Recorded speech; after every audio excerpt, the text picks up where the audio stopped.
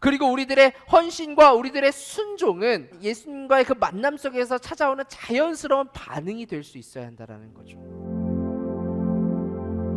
여러분, 성경은 어떤 패턴을 가지고 있습니다. 그 패턴 중에 하나가 뭐냐면 어떤 공간과 어떤 문제 속에 있든지 간에 그 안에 예수님이 들어가시면 그 문제는 해결된다라는 거예요. 그런데 공간과 이 상황 속에서 예수님이 빠져나오시면 또 거기에 문제가 생겨요. 베드로와 안드레의 집에 장모가 열병으로 심히 지금 고통을 받고 있는데 예수님이 들어가셨다는 거예요. 그러면 우리가 다음 구절 30절 31절 말씀 굳이 읽지 않아도, 내용을 듣지 않아도 예측할 수가 있죠. 어떤 걸?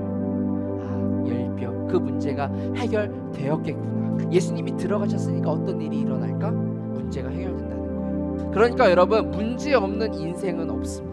오늘 이 자리에 계신 식구들 중에도, 또 지금 이 자리에 없는 식구들도, 여기 서 있는 목사도 문제가 없는 인생은 없습니다. 지금 문제가 없다고 해서 또 앞으로 우리 인생 가운데 문제가 생기지 않으리라는 보장도 없습니다. 그러니까 우리가 문제 없는 인생을 살려고 노력하는 것이 아니라 오늘 성경에서 익히 말씀해 주잖아요. 그 문제 속에 예수님을 만나면, 예수님이 그 인생 가운데, 그 문제 가운데 들어가시면 그 문제 해결된다라는 거예요. 그러니까 우리가 고민해야 할 게 뭐냐면 문제가 아니라 그 문제를 다루고 있는, 그 문제를 핸들링하고 계시는 예수님을 만나며 살아가고 있는 거예요.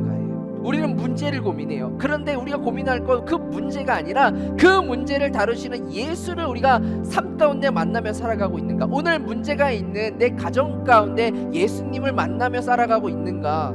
오늘 문제가 있는 내 남편과 내 아내 가운데, 내 자녀 가운데 과연 그 인생 가운데 예수님이 찾아오셔서 예수님을 만나는 인생을 살아가고 있는가? 베드로 집에 예수님이 들어가시니 문제가 해결됩니다. 가나안의 혼인잔치도 마찬가지죠. 포도주가 떨어졌어요. 그런데 걱정할 게 없어요. 왜 걱정할 게 없죠? 포도주가 떨어진 그곳에 예수님이 계시니까 우리는 걱정할 게 없는 거예요. 예상할 수 있는 거예요. 그 문제 해결될 것이다. 문제가 있지만 그 문제 있는 그곳에 예수가 계시니까 해결될 거라는 거예요. 전쟁이 일어났을 때 어떻게 그 전쟁을 이겨야 할지, 어떻게 전세를 읽어야 할지, 전략을 꾸리고 또 어떻게 대처를 해 나아가야 할지, 어떤 무기를 써야 저 나라들을 이겨낼지, 우리가 어떤 경로로 가야 빨리 가나안 땅에 들어갈 수 있을지 모세는 누구보다도 잘 알고 있는 사람이었을 거예요. 그런데 하나님께서 내 백성들을 이끌고 가나안으로 가라라는 그 미션이 딱 떨어지니까 뭐라고 이야기합니까? 께서 친히 같이 가주시지 아니하시면 우리는 가지 않겠습니다라고 고백을 합니다. 무엇입니까? 하나님, 제게는 그 어떤 경험도, 그 어떤 전략도, 그 어떤 무기도 제게는 필요하지 않아요. 우리에게 필요하지 않아요. 제게 꼭 필요한 것은 딱 한 가지예요. 하나님, 당신. 하나님이 같이 가주시면 돼요. 하나님이 주시는 그 어떤 좋은 무기 필요한 거 아니에요. 저는 하나님이 필요합니다 라고 하는 자세가 모세에게 있었다라는 거죠. 그는 알고 있었던 거예요. 진짜 능력은 하나님이 주시는 그 어떤 것이 아니라 진짜 능력은 그냥 하나님이라는 거. 여러분, 하나님을 믿으셔야지 하나님이 내게 주신 그 어떤 것을 믿으시면 안 돼요. 그래서 그것이 눈앞에서 사라지면 하나님 없다라고 말하죠. 저와 여러분이 겪고 있는 그 여러 가지 상황 속에서 여러분들 이 사실을 깨닫길 축복합니다. 하나님 한 분이면 된다라는 사실.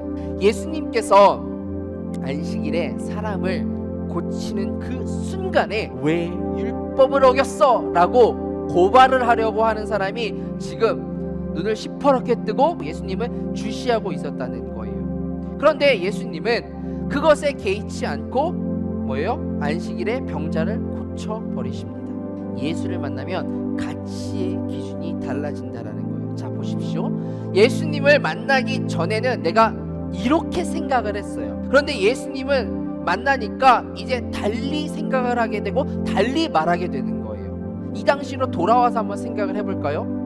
예수님 이외에 모든 사람들은요 다 어떻게 생각하고 있었냐면 안식일에는 일하면 안 된다, 병자도 고치면 안 된다, 노동하면 안 된다, 웅덩이에 빠져있는 양도 구출하면 안 된다. 그게 다 일이니까, 그게 다 하나님의 권위를 손상시키는 일이라고 생각을 하니까 다 그렇게 생각하고 있었다고요. 그런데 예수님 뭐라고 말씀하시냐면 이렇게 말씀하시는 거예요. 27절 말씀을 보니까 안식일이 사람을 위하여 있는 것이지 사람이 안식일을 위하여 있는 게 아니다 라고 말씀을 하세요. 사람이 중요하다는 거예요? 안식일이 중요하다는 거예요? 네, 사람이 중요하다는 거예요. 이걸 지금 누가 선언하고 계시는 거예요? 예수님. 지금 예수님께서 그걸 선언하고 계시는 거예요. 그러니까 너희가 앞으로는 안식일 때문에 사람 힘들게 하지 말고, 안식일 때문에 사람 정죄하지 말고, 사람 고통스럽게 하지 말고, 도리어 안식일은 그 사람을 살리기 위해 존재하는 거야. 그 사람들에게 자유를 주고, 그 사람들에게 생명을 주고, 그 사람들에게 평안을 주는 날이 안식일이라고, 사람들을 격려하고 세우는 일이 안식일이라고, 너희는 이제 그렇게 생각해야 한다고 말씀하고 계시는 거예요. 그전에는 그렇게 생각하지 않았으나 이제 누가 생각을 바꾸어 버리는 거예요? 예수님께서 생각을 완전히 바꾸어 버리시는 거예요. 예수님이 안식일의 주인이시라는 거예요. 그러니까 안식일의 권위를 지금 누가 바꾸시겠다는 거예요? 예수님이 바꾸실 거라는 거예요. 예수님, 당신이 내가 이제 안식일의 권위를 바꿀 테니까 이제부터 예수를 만난, 나를 만난 사람들은 그 이전에 그 어떤 생각을 가지고 있든지 간에 그것을 다 끊어버리고, 그 생각과 그 가치관, 그 기준을 다 버리고 예수의 가치관으로 바꾸라고 말씀하고 있는 거예요. 내가 성경을 읽을 때, 또 하나님의 말씀을 들을 때, 예배를 드릴 때 어떤 싸움을 하고 있느냐? 나를 바꿀 싸움을 하고 있는 거예요. 나를 바꿀 싸움. 왜요? 예수를 만나면, 이 예배 자리에서 예수님을 만나면 이전에 가지고 있던 그 모든 가치관들이 달라져야 하니까. 저는 우리 사랑하는 식구들이 가장 강력한 가치와 또 가장 강력한 기준이, 잣대가 예수님이 되시기를 예수님의 이름으로 축원합니다. 세 번째로 주목하고 싶은 단어는 뭐냐면 수종을 들었다, 수종 들었다라는 표현입니다. 이 장모님의 병이 어떤 병이었죠? 열병. 그러니까 뭐가 나는 거예요? 몸에서 열이 나는 거예요. 왜 열이 날까? 아니, 사위가 안정적인 삶을 버리고 가겠다는 것도 화가 나는데 이제 그 원인을 제공한 사람을 데리고 오겠다라는 거예요. 그런데 어떤 일이 생기냐면 예수님이 그 가정 가운데 들어오셔서 장모를 고쳐주니까 마지막 표현에 이런 표현이 쓰였죠. 수종 들었다. 그 손을 잡아 일으키시니 열병이 떠나가고 여자가 여긴 여자가 누구예요? 장모님이에요. 그 장모님이 그들에게 수종을 들었다. 그들이 누구예요? 예수님을 포함한 자기의 마음을 어렵게 했던, 지금 미워하고 있는, 그리고 마음에 안 드는 그 사위, 그들에게 뭐 했다고요? 수종 들었다고요. 예수님을 만나면 우리에게 이렇게 자연스러운 순종이 온다라는 거예요. 순종은 하나님께 내게 어떤 상을 받기 위해서, 어떤 보상을 받기 위해서 우리가 어거지적인 노력으로 하는 것이 아니라, 우리가 그렇잖아요. 어떤 대회나 어떤 곳에 나가서 상을 받기 위해서 어거지로 공부도 해야 되고 어거지로 연습도 해야 되고 막 그런 모습들이 있잖아요. 그런 어거지적인 노력이 아니라 순종은 그런 너무나도 어색하고 부자연스럽게 나오는 그런 모습이 아니라 하나님의 은혜에 대한 자연스러운 반응이라는 거예요. 내가 하나님께 받은 은혜에 대한 자연스럽게 나오는 반응이라고요. 여러분, 오늘 본문을 잘 보십시오. 누구도 베드로의 장모님에게 예수님께 수종을 들라고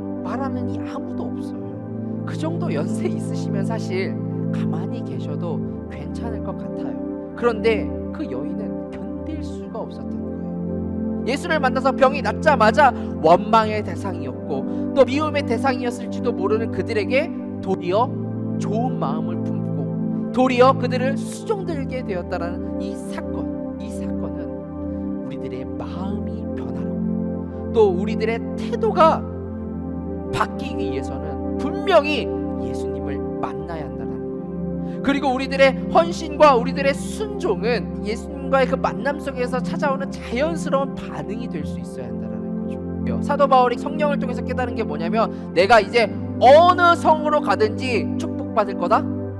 어느 성으로 가든지 내가 환영받을 거다? 아니고요. 내가 복음을 증언하는 그 일 가운데 어딜 가든지 결박당할 거고 환난 당할 거라고요. 고난 당할 거라고요. 어려움을 당할 거라고요. 그 사실을 지금 깨달았다고요. 하나님께서 알려주셨다고요. 성령 하나님께서. 그걸 알고 있음에도 불구하고 지금 내가 고난 가운데로 내 생명 다 바쳐서 주님을 사랑하는 그 일을 그치지 않을 것이라고 이야기하고 있는 거예요. 그럼 제가 성도님들께 여쭈고 싶은 건 이거예요. 도대체 뭐가 사도 바울을 이렇게 만들었냐는 거예요. 제가 깨달은 결론은 이거예요. 그만큼 사도 바울은 예수님과의 만남에서 있었던 그 충격이 엄청 컸던 거예요. 그러니까 자신의 생명도 하나님 앞에 드릴 수 있겠다.